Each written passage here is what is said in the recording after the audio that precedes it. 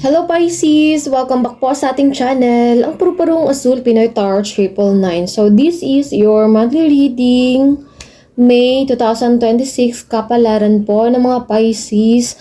Nakapag-shuffle na rin po tayo, no? At saka may mga cards na rin po tayo dito. So isa-isahin natin para nang sa gayon makita mo rin po, ano, Pisces. Pinakaunang card, ayan, the Hierophant, number 5. Four of Pentacles, yung pa-cross. Sa taas naman po ay the Death card. Wait lang. Sa baba, 11, Justice card. Sa past naman po, dalawang card kasi yung lumabas kanina. Okay. King of Swords, and then the High Priestess. Lagi kasi itong lumalabas sa mga reading, ano?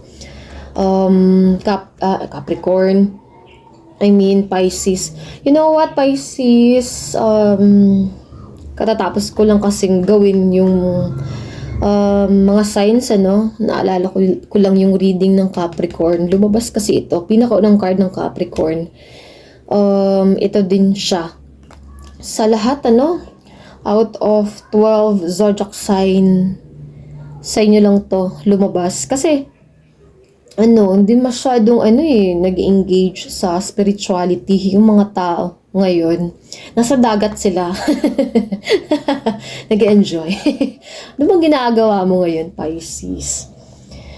Ayan, so yung dalawang card lumabas sa Capricorn. So siguro para din sa'yo yung reading ng Capricorn, Pisces, or you're dealing with Capricorn. Capricorn, Hierophant, Libra, Scorpio,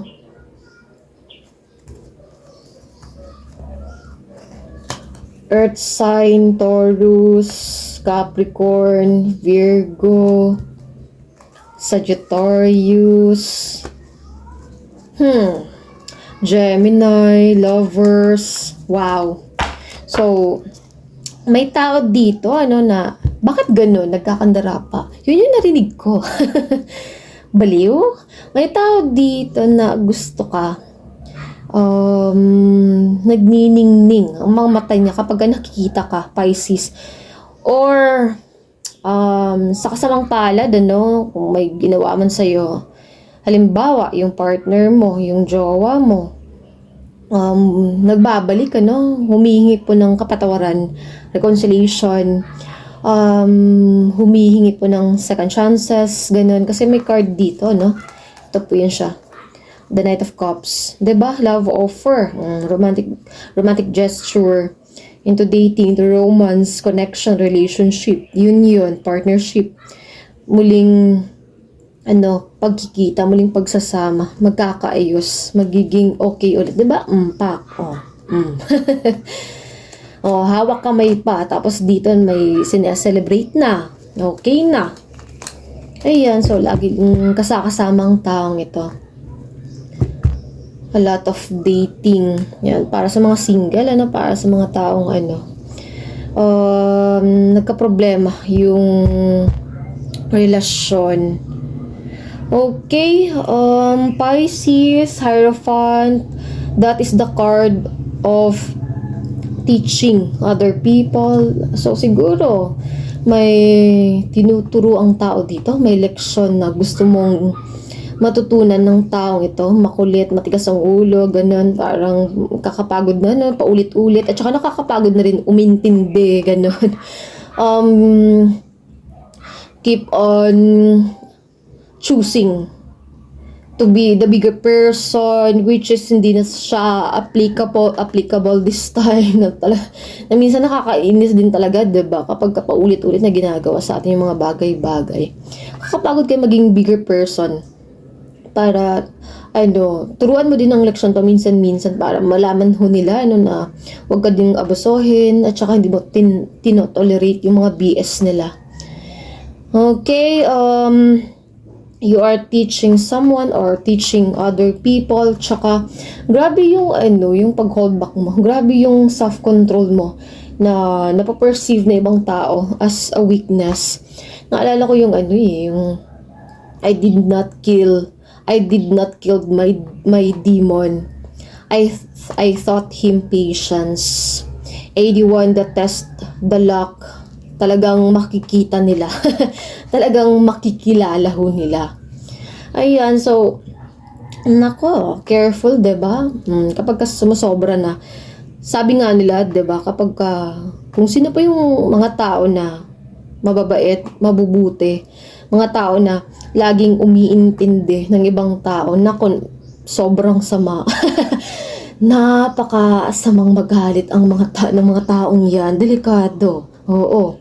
Kasi kung gaano sila kabait, ganun din sila kasama kapag na-cross sila, kapag nasagad na yan sila. Okay, may nararamdaman kasi ako dito na may sumagat din sa'yo, Pisces. Speechless din ako. Ayan, so, kasi ano siya ibang reserve siya. May, self-control, ganun. Holding back. Talagang, nilalabas mo, yung pinapakita mo na, ganito, ganyan. As much as possible, pagiging professional. As much as possible, pagiging mabuting tao. Pero, nako, delikado kapag may nakawala dyan. Okay, so death card. I don't know kasi ang card na yan, may kinalaman din kasi sa obsession. Toxic, controlling, authority. Masyado nang kinokontrol. Masyadong nakakasakal. Justice card, 11. So, birthday mo siguro, sa 5, 4, 13, 11, 2, 3, 3, dalawang 3. 7, 12, 10, and then 6. Birthday, binyag, anniversary, or significant lang din sa'yo, Pisces, or lagi ka pong nakakakita ng mga angel number like 333. So, 3 worlds na nag-isa. Support din po yan siya from the other realm. Paano ka tutulungan kung hindi mo rin po sasabihin? 222 is alignment, stability, security. 13, warning. 13 is changes, transition. 13, may conflict din. 1111 is the angel number. 1111, yan kasi yung pinaka, diba? When it comes to spirituality, right time, right place with right people, right path, manifestation, and then wishes coming true, yung 1111 na card. Justice kasi yung nandito. So, ayan, magiging fair, yung mga pangyayari. Kung masyadong controlling, masyadong nakakasakal, or yung pang mga tao na, halimbawa, kakilala, kaibigan, or katrabaho mo lang din, Pisces, tinuruan mo sila ng leksyon, naniniwala ka talaga na may karma talaga, may balik ho talaga. So, mas mabuti na lang din, pabayaan na lang din sila, pagdasal na lang sila. Kapag nag-iigante tayo, nakakapagod, kasi masyado tayong nag-engage, masyado tayong na-attach sa ibang tao. At halimbawa, pinagdarasal, hinihintay natin yung karma nila, yung leksyon nila, which is not good talaga kasi may dapat ka pong gawin. Hayaan mo na lang, kahit naman ako, sarap talaga magiganti, sa totoo lang. Aris naman, manggagaling sa akin, Pisces, Aris ho ako. Mapagigante din, paminsan-minsan, kinukupal ko din, yung mga kupal sa akin. Pero, dahil sa spiritual journey ko, mga spiritual awakening natin na yan, mga enlightenment natin na yan, mas, talaga nagbabago. Nababalitaan na lang din natin na may nangyari sa kanila. Yung universe mismo gumawa po ng paraan. Diba? So, hayaan na lang natin. May mga gabay ka naman, may mga guardian angels ka naman na hindi ka pababayaan. At saka, lagi nating iisipin, may karma, may balik ho yan siya. Okay, so yun na nga, nag-engage din po sa mga occult studies, mystery, occult studies. So siguro lagi pong nanonood lately ng mga tarot card reader, ng mga astrologer, may inaaral, may gusto kang matutunan, tsaka may hinahanap ka din pong kasagutan. And then may travel din dito, tapos Three of Cups, party, celebration, gathering, may pamilya, no, masayang pamilya. Excuse me po, nagdidigay na naman. Excuse me, wait lang. Okay, so Chariot card is travel, short distance travel or long distance travel. May mga planado, may mga ano naman po, this month na biglaan, G na G. Ayan, para makapag-replenish, para makapag-recharge, kailangan din lumabas-labas paminsan-minsan. Nakakasawa, nakakapagod, paulit-ulit nating nakikita yung four corners of your office, 'di ba? Ay naku, nakakapagod dito sa opisina, nakakapagod nakita na ulit-ulit. Ang mga mukhang to. Ano nga kaya? Punta kaya kami ng pamilya ko sa dagat. Malapit na yung enrollment, Pisces. Oo. Baka maabutan ka ng enrollment. Sige na, go na, Gina. Dagat na yan, padagat na. Ayan, so loosen up, loosen up.